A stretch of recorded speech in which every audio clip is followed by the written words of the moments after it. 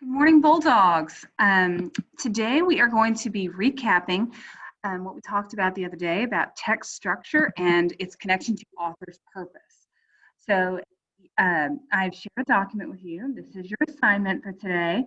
But just as I'm doing with my in-class kiddos, we're going to do part of it together so that we can really see that connection being made instead of just listening to me ramble on about it. So on your Google Drive, or it may not even be on your drive yet, you'll probably need to open it. It is saved to assignments. You're going to open that, and it is called Text Structure and Author's Purpose.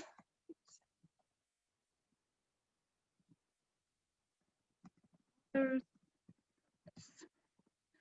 right, so today, talking about text structure, let's remember text structure. There are 5 main structures that you're going to see.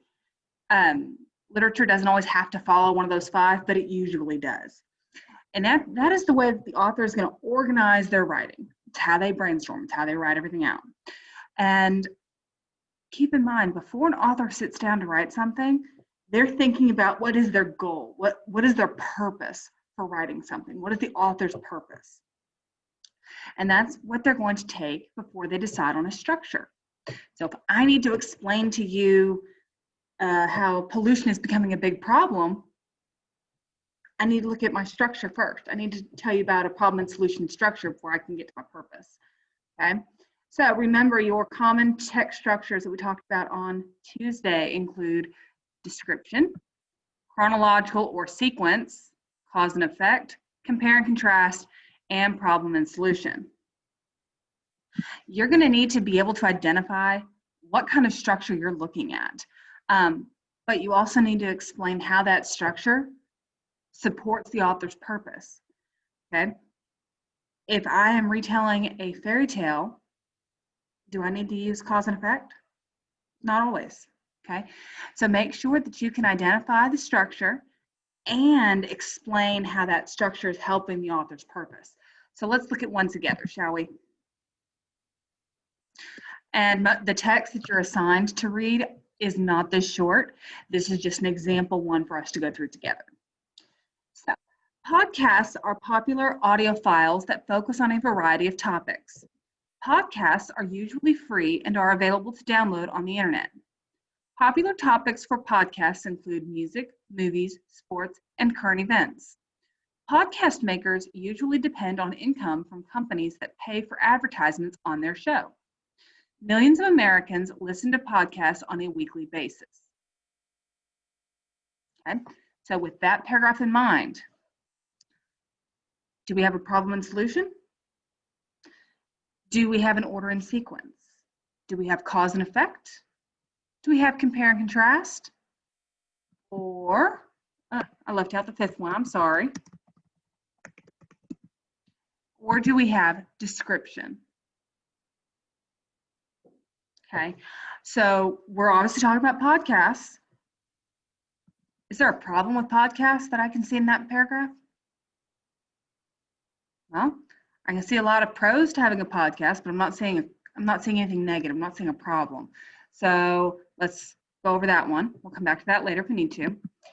Do I have any order and sequence words? First, next, then. Do I know what came first? No, I really don't. So I'm going to cross that one out. Perhaps. I'm going to underline it because I can't cross out. Do I have a cause and effect? I know podcasts are popular. Why are they popular? Or what happened because they are popular? Do I know either of those? No, I don't. So cross that off. Am I comparing two things? Am I comparing podcasts versus maybe a news talk show or music? I mean, what am I comparing here? Am I? No. Okay. I don't want to change color. So I'm left with description. Do I have a description? Well, I can tell you all about podcasts. They're popular. I've got some examples. They could be music, movies, sports, or current events. Okay. So do we like description or problem and solution? Well, let's think back to our anchor chart that we showed on Tuesday. I'm just going to pull it up for us.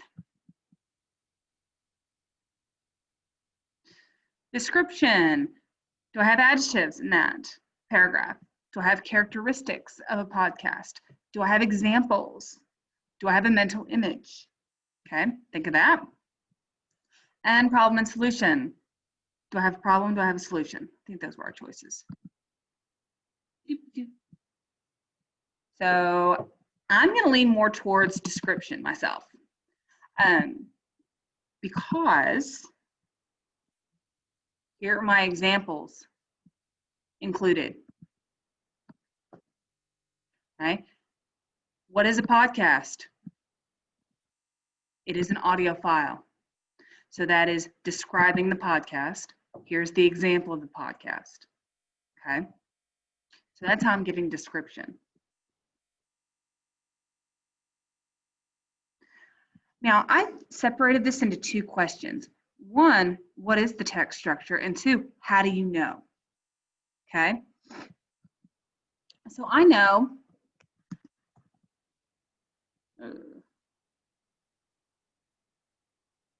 one second.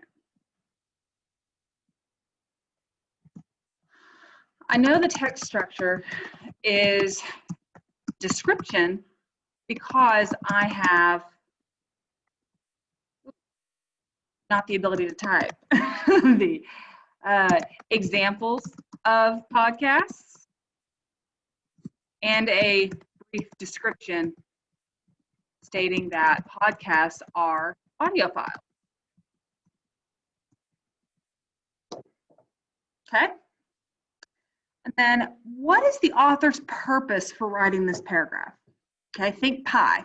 So is the author trying to persuade me to listen to a podcast? Is the author trying to inform me about podcasts, or is he trying to entertain me? Okay.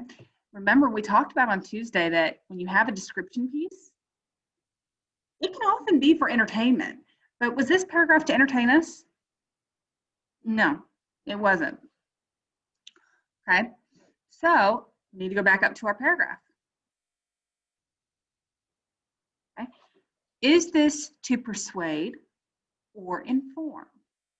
Where do we have the author's opinion that podcasts are great for the author?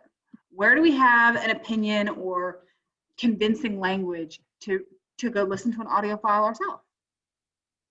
We don't. But do we know a little bit more about a podcast now than what we did 10 minutes ago? We might. So what does that make the author's purpose? Okay. That is going to go here.